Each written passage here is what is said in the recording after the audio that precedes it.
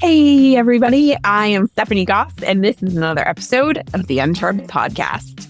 This week on the podcast, I am joined by one of my best friends in the world and also someone who is actively working every single day to build this safe space at the intersection of our businesses and the people that help run them, and helping our teams flourish and actually keep doing what they love doing in veterinary medicine.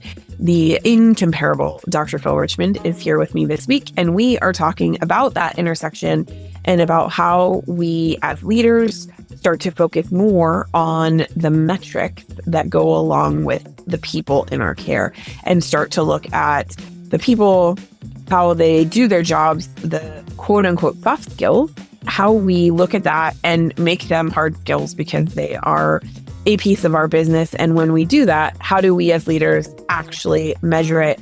What is the return on investment to our hospitals and the success and profitability of our practices in terms of caring about the people and focusing on the metrics that come along with that? So we're talking numbers, which makes my Excel nerd-loving heart happy, but we're also talking about the people because those two things have to be in balance. There is some rabbit holes, there are side quests, there are Disney superhero references.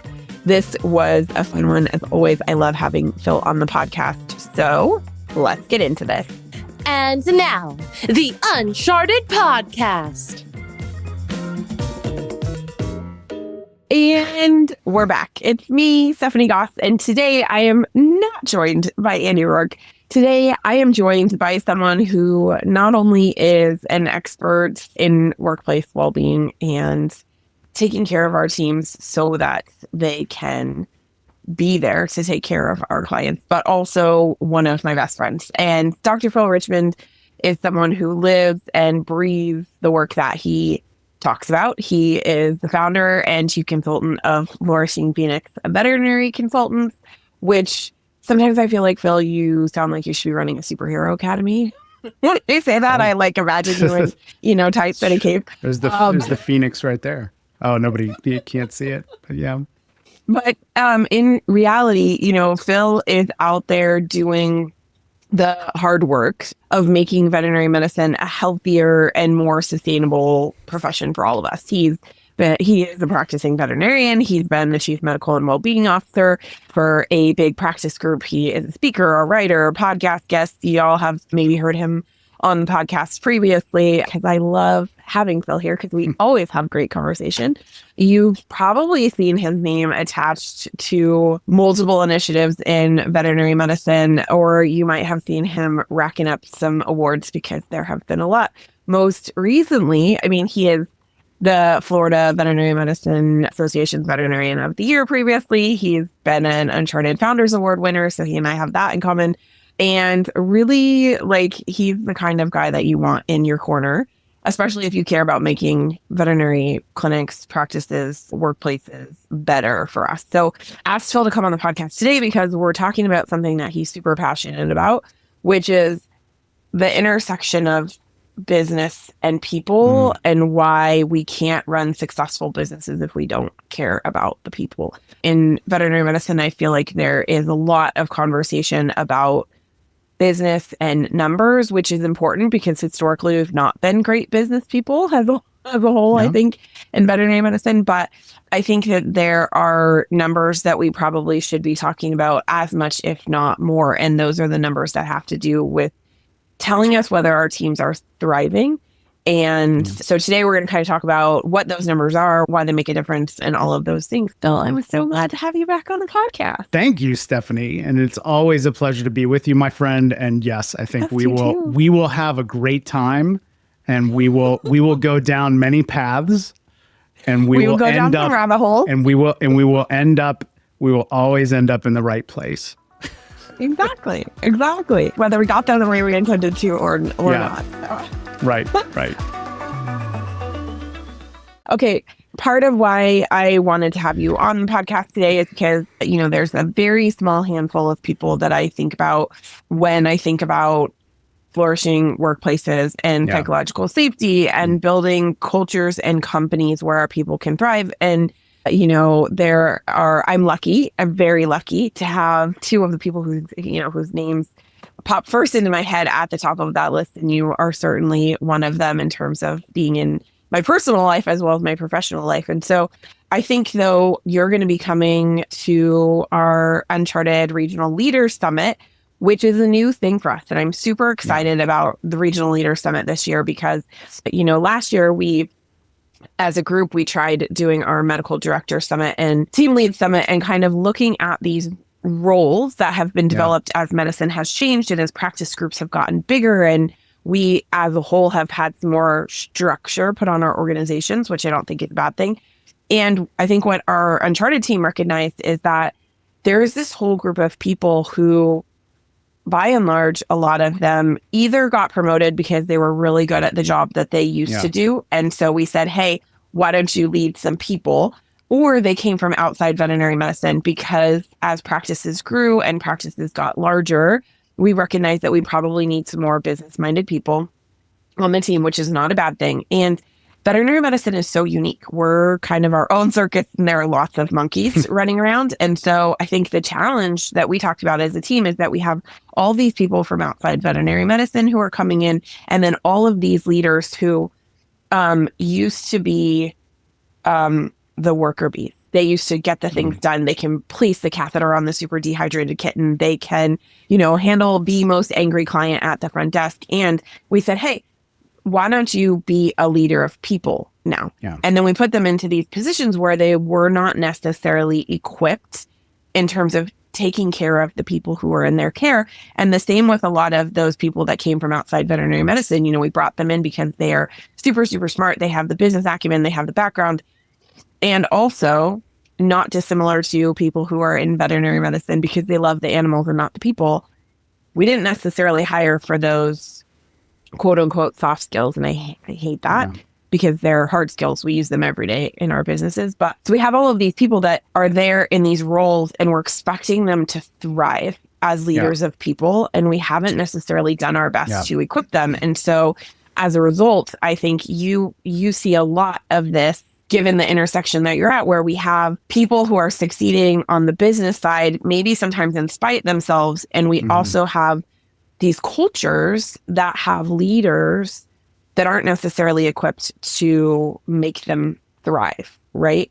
And so I think about it as kind of this perfect storm. And so the Uncharted team said, hey, why do we stop the education with our practice managers, with our medical directors, with our practice owners? That has historically, as far as an industry goes, that has been the top. And so this year we're trying something totally different and looking at, now we have this middle management, whether you're, managing 5 practices locally or you have a giant, area or territory where you're in charge of, 13 different practices. You're leading people still and you need help and support. And so we're doing our regional leader summit and trying to bring all of those people together. And you are going to be there as one of our speakers. You are giving the keynote, correct? I am not. I'm doing... You're doing a workshop?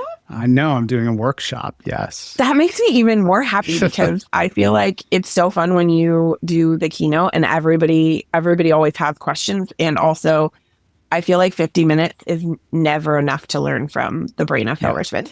So tell us a little bit about your workshop then and kind of what you're talking about.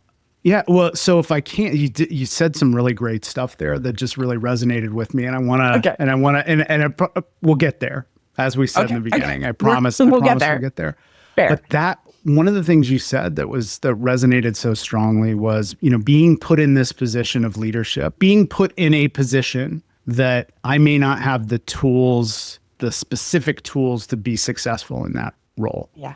And, that's something in our, in our hospitals and I'm sure, everybody, everywhere else, we never want to put a person in a position of responsibility without giving them every tool to succeed. And so that's on us, as leaders. And we do it every day. And we do it all the medicine, time. And it's like, what do we expect? You're going to take a power lifter, a little power lifter like me, and then, you kind of know sports, so we're going to have you run a marathon. What? Totally different skill set. Mind blown. And so, yes, I can, some of those innate skills that we have, the emotional intelligence, those things that are critical for us to be leaders, we have those. We're missing some of the pieces. And so I really saw this in one of the roles that I had, where what I realized is that what are we given when I'm on the floor, when I'm treating patients? I get a patient that comes in, I can get full diagnostics, I can get rads, I can do an ultrasound, I can talk to the owner and get a history, I can get all these things, and that gives me a pretty holistic idea of what's going on with that patient. Yeah. But when it comes to leading leaders, if we're in that regional, kind of thing, and I was in a role where I had about 20 hospitals that I was responsible for, and then the leaders in those hospitals, is I get a small amount of information usually. Like you're going to get gross revenue, per doctor, you're going to get like ACT, and you're going to get number of patients seen, and that's what we're judged on, and it's like, it's like saying, oh, I know. This person scored 50 points in a game, but not knowing all the things that went into it's like, well, then we go in and go, you need to score 10% more points. Or I go into an exam room and tell an owner, your dog needs to lose weight. And there's no plan and no and not understanding, that's just it. Sometimes the behavior of where that goes. Yeah. And this is where leaning into one, what are the numbers that I have? What's the data that I have? I usually get line item figures, and those are my KPIs. And if I go into a hospital, there's not a lot that I can look at to know what the well-being and culture is, other than two things that I could probably go into any hospital and get: absenteeism and turnover. That's it. That's all I'm going to, that's really, go ahead.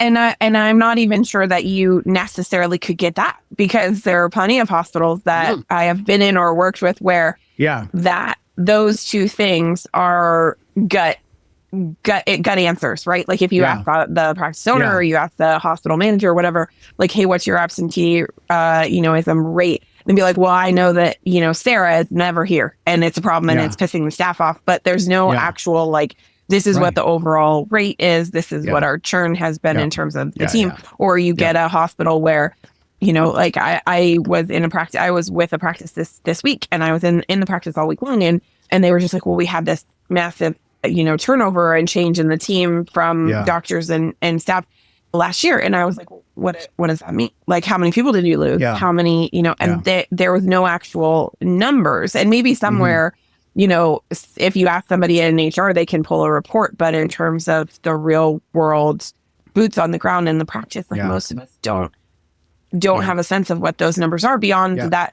gut feeling that something's wrong. Yeah. And if I go in as say a regional medical director, or, whatever the role is, if I go in and I ask my on the ground, medical director and practice manager in the hospital, tell me what's going on, let me it's to your point. It's almost always, it's just gut feeling. Have we done one-on-ones? Well, we're pretty busy. We weren't able to get to them. And those types of things that are critical don't come up until stuff is on fire. And by then it's too late. And it's like we talk about stay interviews and we talk about all this, and so that's just something subjective. And what I'm excited about too is, and I know we've talked about it before, but we've created this, this tool to kind of evaluate, to get some numbers, to get some idea objectively as best we can with a validated tool. Like, what are some of those things? Like, what's going on with change management? What's going on with, the compassion, the appreciation, the responsibility, and the emotional wisdom of our hospital? Like, do we have a culture of safety and care? Do our leaders show compassion? What's the workplace like? Are the job demands, crazy? And, and then also, like, what are the things that are happening that create a place where I can leave work in a better psychological condition than I arrived in? And unless we're measuring those, we're just flying by the seat of our pants. And so sometimes we're right. Sometimes we can see what's going on for a reason. Yeah, we trust our guts, right? Yeah. Our guts aren't always it's part of it. But I also gotta, sit down and talk to the talk to the people, and then talk to my leaders that are talking to people, because maybe they're not going to tell me, what I need to know. And then that's the other thing with an anonymous, tool where there is some psychological safety around the distribution of the tool is, can I get some answers, as to what's going on? And then if I do those things, guess what's positively impacted? The things that I'm probably getting judged on, gross revenue, patient seen, all. But if I go in and my goal is to go in and tell my doctor, you need to see more patients. Right. Like it's ironically the wrong answer. Like, we can get there. Right. But if we address the other things, that stuff comes along with. And again, I know I'm preaching to the choir, but that's absolutely what we see. If we create that environment where we do have an efficient, system, where we do have, a culture of wellness, where we do have personal resilience, and we teach those skills as a matter of importance in the hospital, and we put as much emphasis on that as we do looking at cost of goods, or we look at, anything else that we're measuring. As soon as we're talking about that in our weekly meetings, like in our C-suite level meetings, what's the aggregated level of well-being? Like, what's the risk of burnout in our Southeast hospitals right now? We need to be asking those questions, because if not, it's going to be the same circle. We're going to churn and burn. There's not this condition, the sense of mattering. Like, no, our team members on the ground don't think that I have their best interests at heart.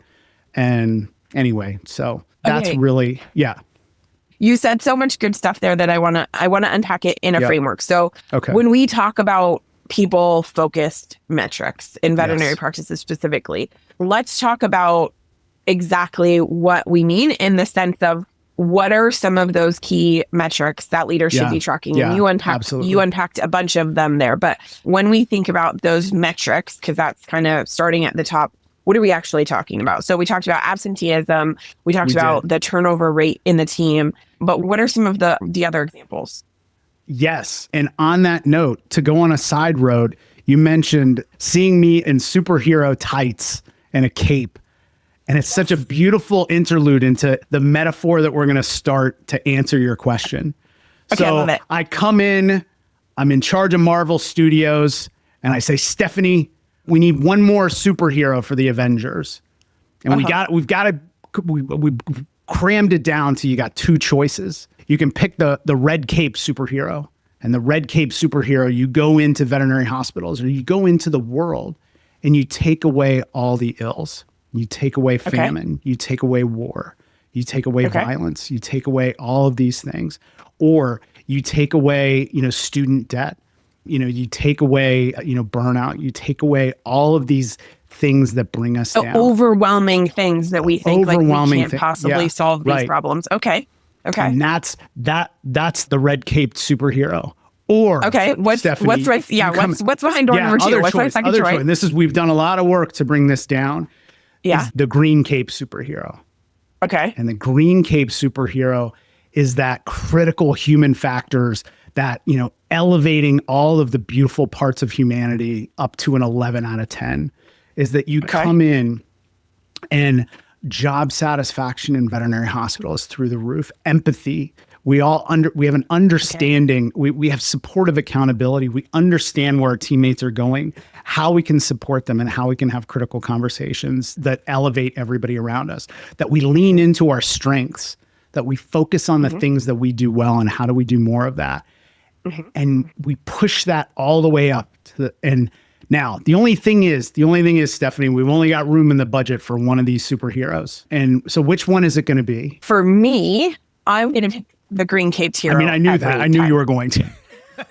but I will say for veterinary medicine, for a lot of us, and I say this as someone who has kind of stretched outside of the hospital and has been involved not only on the industry side, but in terms of large scale practices and groups, having worked for NBA and, with bigger corporate groups, I think as a whole, we focus so much on the red cape superhero because we think about the pain at that macro level. We think about our the student, like to your examples, the student loan debt, the number of team members across the board, not just doctors, that we lose to suicide every year. We think about all of those things, and the empathy in us as providers, I think, leads us to think, well, if we solve that problem or those problems, it will be a trickle down effect. Wait a minute. Hold on. The head of Disney just came in.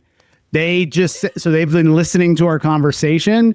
Okay. The head of Disney just told me we need both of them in there. Okay. And that's so you can't do one and not, you can't do one and not. We have to do both. Yeah. And so what that leads into is what you were talking about is like, what are the things that we need to measure? Okay. And that is, we need to measure both. We need to measure the things that cause harm. We need to know, when you and I have talked about it, like when we go in and we take x-rays in our hospital, it's the first thing that we do to our body. We put on our protection, all of it, not just your gown. You're going to put on your glove, shield. You're going to put on your shield. Yeah. You're going to put on your dosimetry badge. Yep. You're going to put on your superhero cape. And why do we do that? Because we know that there's harm. X-ray causes harm to our body. But what about the things that cause harm to our brains, to our souls? Yeah. Things where we overload with job demands, poor workplace relationships and civility in the workplace, poor supervisor support, poor change management. Is that I go in and I'm going to make this sweeping change in the hospital. I've got this great idea, and I go in and I don't give any thought to how it's going to impact the team. That I haven't talked to them and brought them in. Do I have remote work? Do I have some of these others? And so that's the preventing harm. Those are the things, just like we do for an OSHA inspection, we do that for our brains. And I think that's actually the title of the talk is OSHA for our brains. Right. So meaning we have to look at those things. We've got to look at the red cape stuff because we've got to prevent that. Because if we don't, we're beating ourselves up, we're beating our teams up.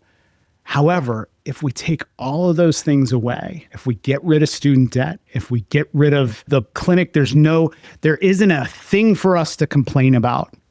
Right.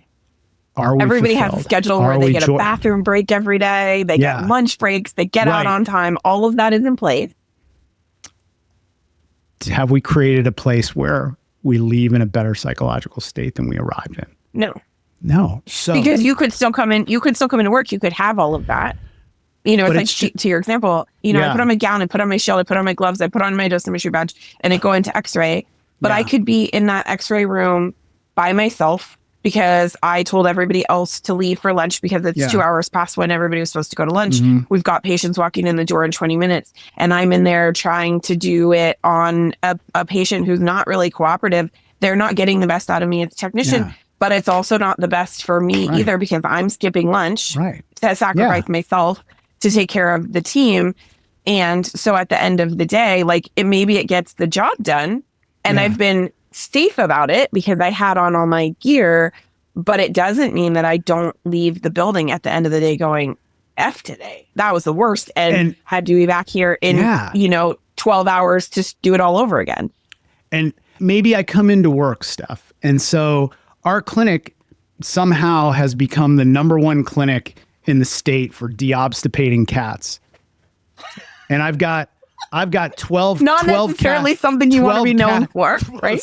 So 12 cats on the schedule. Deobstipate all senior cats that are overloaded with it.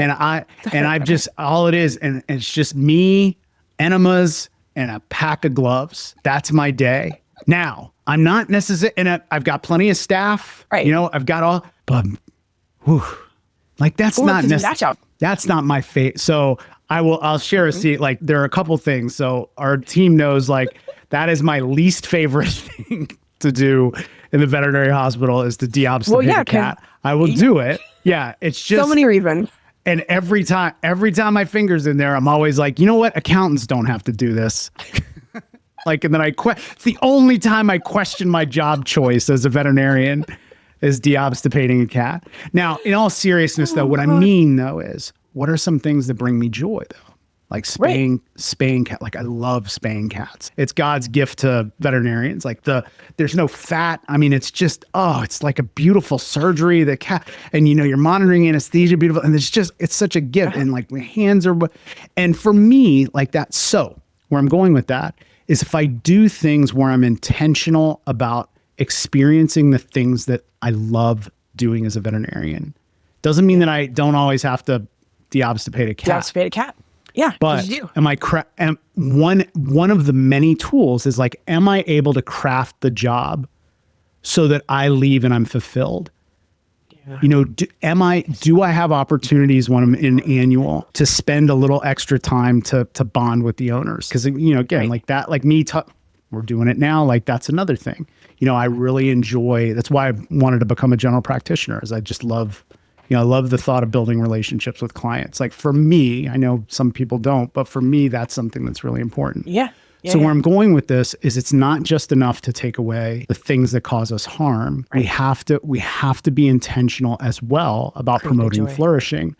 But the challenge that I also see is that teams and leaders will go in and try to say, do a gratitude list. I mean, yes, like gratitude is hugely important for me. Right. But if I'm asking my team to make a gratitude list and we got a 1-to-1 doctor tech ratio and we're seeing 40 patients a day per doctor, that gratitude list isn't going to do shit. Right. Sorry. Stuff. Yeah. Sorry. Yeah. No, you're sorry. I mean, it's me, but also, you know. Yeah. This is... I mean, I know we're trying to learn. We're trying to have less. I feel like the older we get, the more and you and I have talked about more. We're trying to have less potty mouth and be a little bit slightly more rational. Yes. And also, but it's never going to happen 100% of the time. It's not going to happen 100%. But so where I'm going with this though is that's where the Disney boss comes in and goes, look, we're going to find it in the budget because both of those things are important. You've got to do both. And the thing is that we're pretty good about doing, honestly, like I really love the Uncharted community in how you see a lot of that. It's like, how do we uplift the staff? And that is important. And it is the stuff that we gravitate towards, those of us that kind of lean into that. However, it's really important that we've got to measure, we've got to be measuring, we got to have both. And we're not doing things, generally speaking, in veterinary medicine to have an assessment of where we are with that. And the way that we do that is, and I'm biased, but is a combination of a validated assessment in our one-on-ones, walking by, like, good psychological safety, that we're asking people how, not always how they're doing, but just kind of getting a feel of what's going on, and doing that. Yeah. So yes. I love this. And I think that coming at it from both angles makes perfect sense, because for most of us who are leaders, when we think about the times that we try and take care of our team, I think for a lot of us, we have experienced it as at the exclusion of the other things, right? It's like if we do one, we don't have time to do the other. Like that's, I've talked to practice owners since I started in vet med, and they're like, if I take care of the team and we do a team, we focus on team building, or we focus on, talking to the team, we're doing it at the expense of taking care of clients and patients. Yeah. And otherwise it's like, well, we have clients and patients to take care of, so we don't have time to do the other stuff. And so there has always been, as long as I've been in veterinary medicine, for me, my experience has been that there's always this, we can do one, but not the other. And so I think your point that in order to solve things in the long run, we have to look at both is super, super important. Before we take a quick break, I want to talk about, there's so much emphasis on, speaking of the exclusion, there's so much emphasis on the tangible business metrics. We know what we know. We should be expected to know what our revenue is, what the doctor's production is, what our efficiency looks like as a practice, right? Why is it so important for leaders to prioritize those people-focused metrics in addition to the business-focused metrics? Like in your experience, what impact and what I specifically want to say before we dive into the tools, because I think you have some really good ones that I want us to get to. What impact does looking at those people-driven metrics have on the overall health and success of the business? Because if we're looking at it in that exclusionary mindset, I've had so many leaders, and what I mean by that is like practice people making the decisions, practice owners, corporate group leaders, etc., look at me and say that how can what you're trying to do be measured alongside the success of the business when we think about it in that exclusionary mindset? So what impact do those things have on the overall success of the practice? What I would say is this, one of the things, we always talk about what gets measured gets managed. And I remember when I first got into practice and I was interviewing at different practices, and this one practice owner said, he was so proud because they had gotten they were measuring blood pressure during anesthesia, which doesn't, I think we're much better than we were 20 years ago. Yeah. It was not the standard of care or not, not something that everybody necessarily did. And when you would be like, oh, they're fine. Again, to the point of they're fine until they're not. And so wouldn't you rather do things where, again, the outcome is we're going to have much better chances of a positive outcome, and we're not going to have a negative outcome. Where I'm going with this is what we know, and this is what blows my mind. So Clint Neal, I just had the chance to talk to him again a couple of weeks ago. Great economist, great veterinary economist, worked with the FVMA or the AVMA, and he helped create the tool on measuring the cost so that we have a cost, measuring the cost of burnout per veterinarian. That makes my little spreadsheet per year. The cost of burnout per veterinarian in the United States is $152,000. That doesn't surprise me. Because if you think about it, it's probably pretty closely equates to the average salary cost across the U.S. for starting a veterinarian. And we know from an HR perspective that when we have to replace a team member, generally, it actually surprises me that it's that low. Because generally, when we have to replace a team member, we're looking at 2.5 times that annual salary for the cost. Absolutely. Let me say this. You're exactly right. Is that the cost of replacing a veterinarian or a physician is that's what and that's so that's one. This is what's really cool, that how Clint broke it down. And when we look at these factors, what we want to think about is that it's not just the replacing of the team member. The vet, but it's lost hours. If I'm seeing 40 patients, COVID. Guess what happened during COVID? Like we all, revenue went through the roof. We were all but we all got smoked.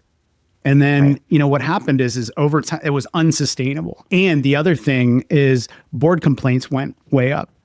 Well, if I'm the person that's all I care about is what the gross, the net profit of my practice is. I'm not saying that, but I may not care about, it's board complaint. Like, what do I care? If I'm that regional director, or if I'm the medical director in that hospital, and I know that I've got a doctor that's going through a board complaint, that is one of the most stressful things that we can go through. There are things we could have done. And then my production, whether we want to say it or not, my production's going to go down. All those things are going to go down. And it's going to affect how I treat the team. All of these things, it's holistic. But what do? We look at this line item number and not asking ourselves what goes into it. And that's what I love that Clint and the team that put that together is that it wasn't just the replacement cost of the doctor. It was also the lost hours and the lost productivity that we know is associated with it. It's the first time we finally have some data, supporting that. So that's one. It's the not just the takeaway though, but then again, if we keep those team members, or they're in a position where we fulfilled them and we upskill them, and we keep, we keep procedures in the hospital, or we're able to do more with less. Like what if be more efficient. At 10 years out, I produced way more than I did as a first year veterinarian. Of course. Yeah. And that's because I learned a lot of stuff, and I was just more effective and more efficient. And so if we if we invest in our team members, that's what we get. And so anyhow, it's, again, I know I'm preaching to the choir, but that's at least one of the numbers, and I'll have that up if you come to the medical directors or the and dive into that. We're going to dive into that spreadsheet. Okay, so let's take a quick break and pause here, because I want us to come back and talk about how do we kind of connect the dots, and what are some of the tools that people can use. So let's take a quick break, and then we'll come back and dive into the action steps, if you will. Let's do it. I want us to talk about the action steps, because this is my favorite part. I love getting into the weeds on how we do it. So we talked kind of high level. Why do we need to care about this? Why do we as leaders need to look at, we cannot be exclusionary. We have to look at all of the things. We can have a super profitable, super successful business, but if we don't take care of the people who are in our care, at the end of the day, they won't be there to take care of our patients and clients, and the business suffers as a result. So how do we kind of bring those two things, instead of it being the seesaw where one is, higher than the other? How do we try and, level set and bring it more into that middle ground where things are, I'm not even going to say equivalent, but equitable across the practice as a whole, that we're caring about the people as much as we are caring about the business. It's one thing, I think, to measure employee engagement as an example, or burnout risk. And I've seen, and I love this, I've seen practices have a huge uptake in probably the last 5 years. I think this was led a lot by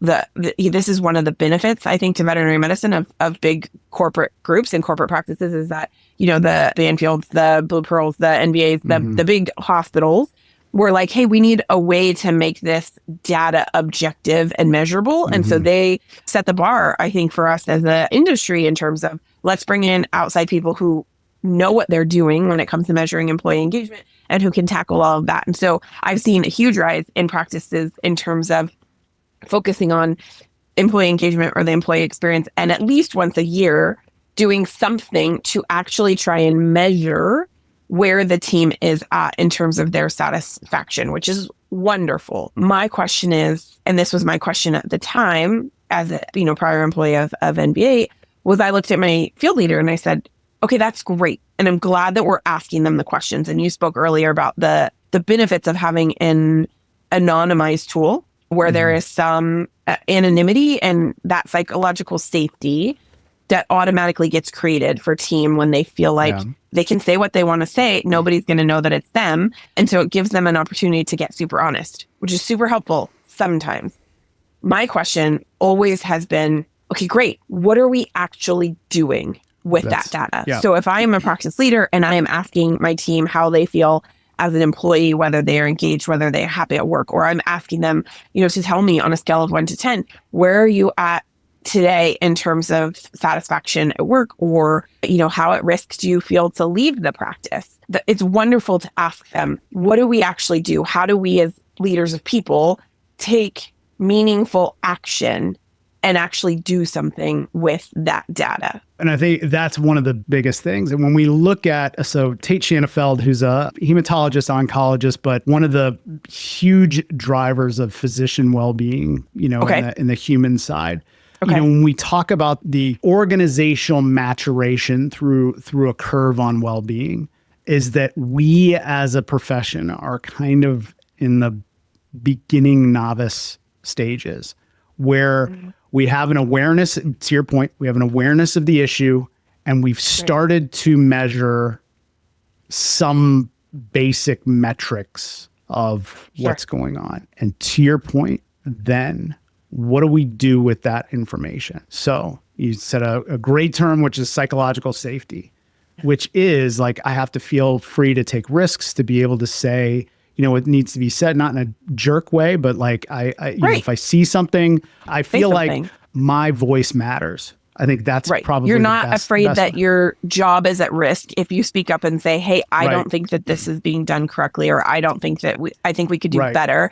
You're not, when you have psychological safety in your environment, you're not afraid that your job is at risk, or you're not afraid that there's going to be personal harm to you as a result of speaking up and saying what you need to say. Right. And so two things is, one, when I use that tool, like you said, like, how is that tool being used? Is that tool being used as now a tool that I'm going to use to measure the efficacy of my leader, and that their performance is now based on the results of that tool? That's not necessarily helpful. That's what I was. And keep going. As a leader, as if I am your lead, am I asking myself, because I damn well better if I'm a leader, is what part am I playing in the results of that? Because I have to. I am there. What role am I playing in facilitating this? Like, if that's there, what could I be doing better? Like, what can I be bringing to it? Yes. And it's always in a state of, I've got a little sign up here, be curious, not judgmental.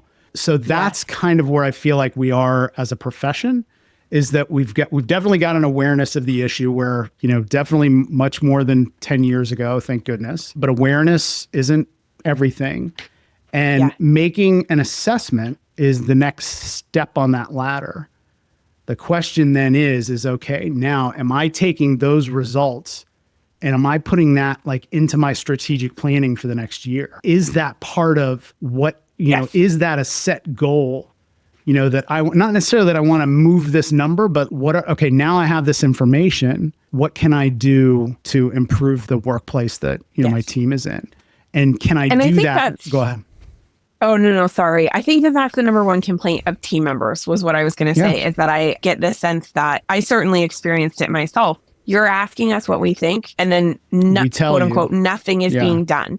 Yeah. Right. And I understand why you can feel that way. I have felt that way because there is this perception that you're asking us for our opinion. You're asking us for our experience. We're sharing it with you a lot of times because there is the anonymity factor. Right. And then from their perception, nothing is being done. And I have certainly seen plenty of cases where literally nothing gets done. It's a box that we're checking. It's like we're measuring employee engagement. Check that box. Number two is that we're measuring engagement. We're checking the box. And then the results of that become the stick that we beat the leaders with to say, hey, you're not doing a good enough job. You need to get better. Your team is suffering. Your business is suffering. Your practice is suffering as a result. Right. I experienced that myself. And it is, when it stops there, it is super disheartening. And it doesn't solve the problem. It creates more problems because we have more churn and burnout and suffering at that leader level as a result of only looking at it as a stick. I love your take, Phil, that it has to go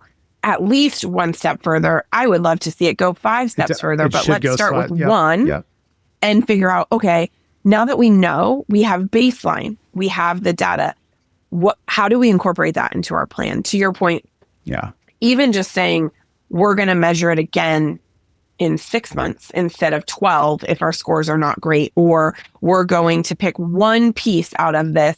And to your point, what frustrates me the most about humanity is when we point a finger at somebody else, if we don't take a look at the at least 3 fingers and a thumb pointing back at ourselves, we're missing an opportunity to actually be leaders. And so at that high leadership level, if we're taking the time to do the work and measure the people metrics, how do we bring that back to the overall big picture plan?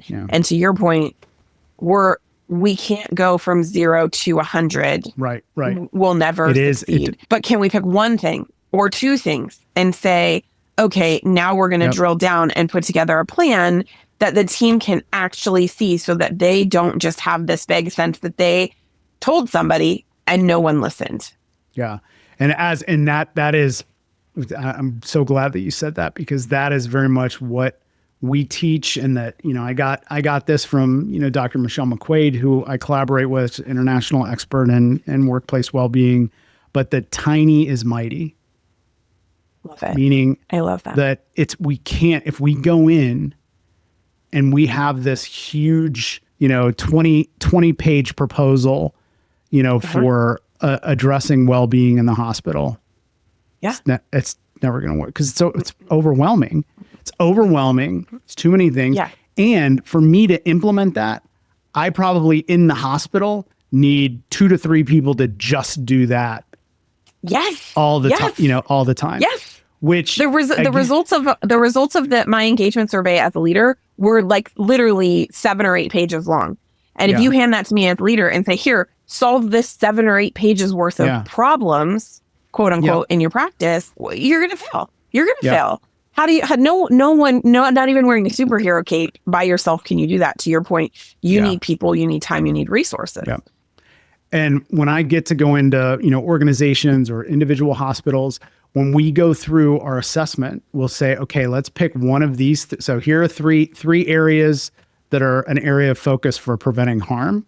Let's pick one. And then the other thing that's really important is that we're actually going to do, unless the place is totally on fire, something is going well. There's something that we're doing. And so we get more return on investment in leaning into the things that we're doing well and doing more of that than we are, trying to, it's the old adage, like, if I'm sloshing water, I've got a couple small holes in the boat and I'm spending all my time sloshing water out of the bottom of it.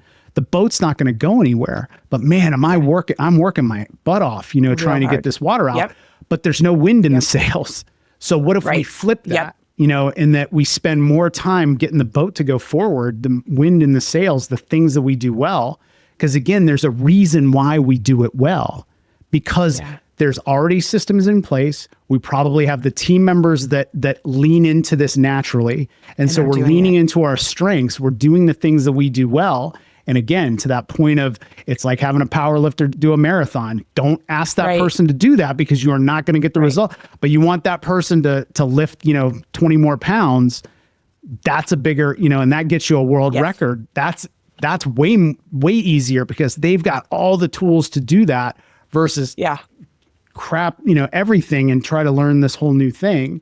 But it's also teaching the team too hey, we're normally, because we all have negativity biases as human beings, is we do focus on that thing, the things that are the negative. And it's like, everybody, like, I'm giving you an objective look at the entire hospital as a whole.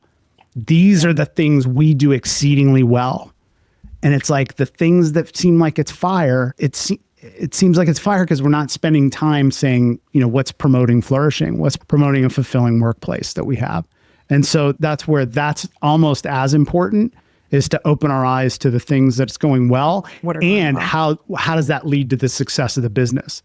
What are the things that we're doing well? Like if it's communicating with clients, then hey, maybe we're going to be able to lean into that if we have a new initiative. How do we double down on that? We talk about that in our hospital right now. That's one of the things that we're doing, is we're like, hey, it's time for us to regroup on our dental initiatives, because we think dentistry is really important, but we haven't been talking to the clients. We haven't been doing these things. And it's something that we do well as a hospital. And it's like, you're seeing a high number of cases. You know that pets are getting the care. We've got good trust and rapport when you actually do the thing. Yeah. And and so in stage wise, we're leaning. So we want them to be successful. So we're leaning into, more education of the team, around it. We're telling them why we think it's important. Then we're spending more time with the clients. And because we do. And it's like, we do think that's important.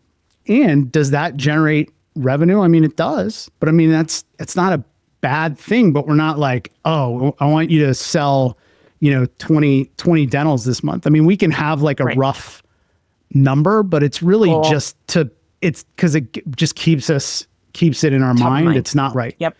And so what happens is usually when we if we come up with a number, we almost always exceed it, but it's a tool that helps us just kind of keep it top of mind and then talk about it. And then we celebrate the wins, is that when we have, a year later, we've got, a 10-year-old dachshund that we do a dental on, that we didn't have to pull any teeth because we, told them, a number of years before to do it. Like, those are, Now, instead of the trench mouth, you're getting the preventative cleanings, and you see the fruits of that. Yeah. And I think I love your point about negativity bias, because for so many of us, even from a client education perspective, we focus on those horrible mouths. I'll open social media and I'll scroll through and see some of my friends' practices that I follow, and I'll see these wonderful, disgusting mouths that I can smell from over here in Washington, right?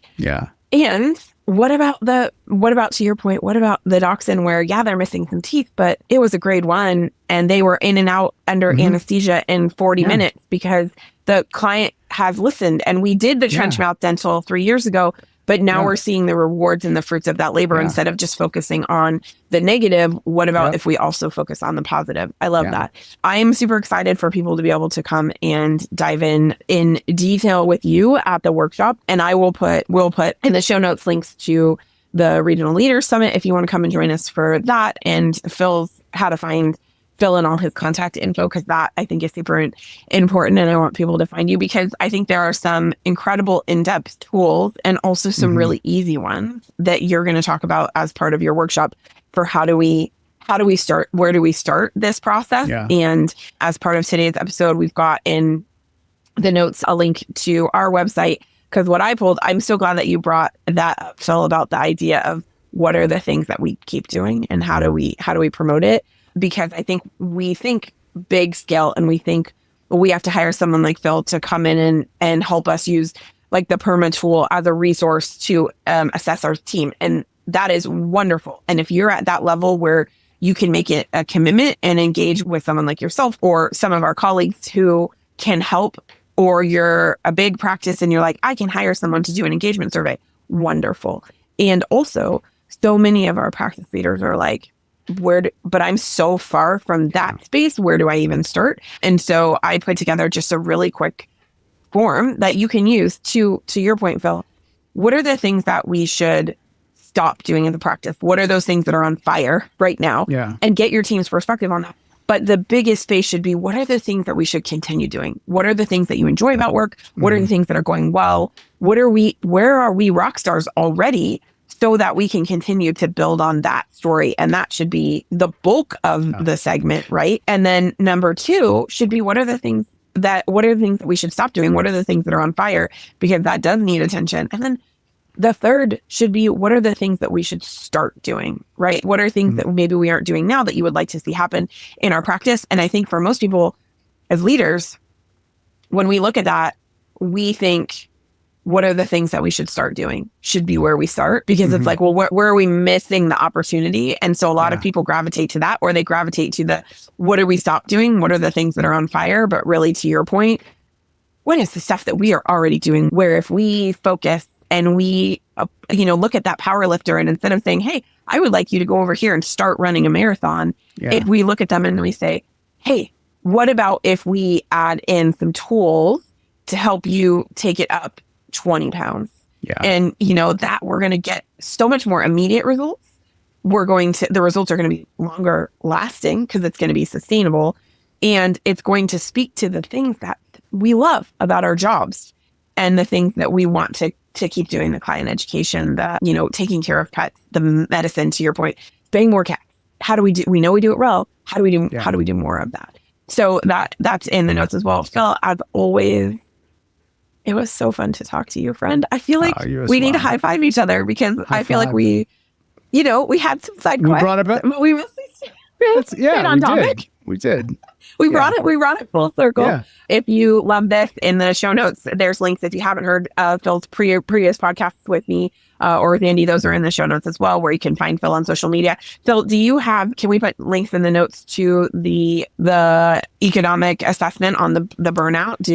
Is that public? Is it published yet? Yes. Or was that? Yes. Was no, that secret there's an article. Knowledge? No, there's an article. I'll find it. Yeah, there was an article. We'll find it. So that I just wanted to.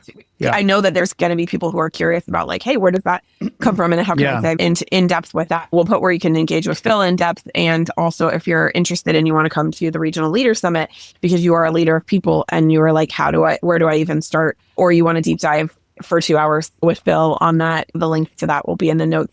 Thank you so much, Phil, for being here. This was fun. Welcome. Yes. Yeah. Take care, everybody. Have a great week. All right. See you, everybody. And that's a wrap on another episode of the Uncharted Podcast. Thanks for joining us and spending your week with us. If you enjoyed this week's episode, head over to wherever you get your podcasts and leave us a review. It's the best way to let us know that you love listening. We'll see you next time.